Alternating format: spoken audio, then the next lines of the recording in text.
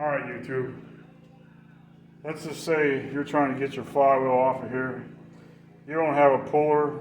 This one doesn't work on here. It works on almost every saw I have, except for this one. So the other way to get this off would be to take a punch, get your center punch, your hammer, and you're just going to want to tap on this.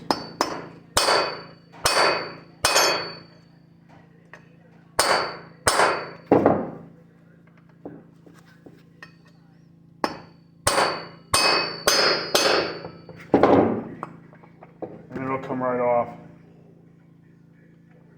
You'll want to screw the nut on here too. You don't want to damage the threads. You screw the nut on here to protect it.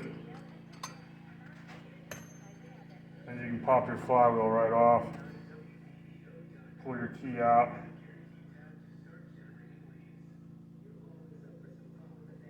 Pull the key out, and that's all there is to it, man.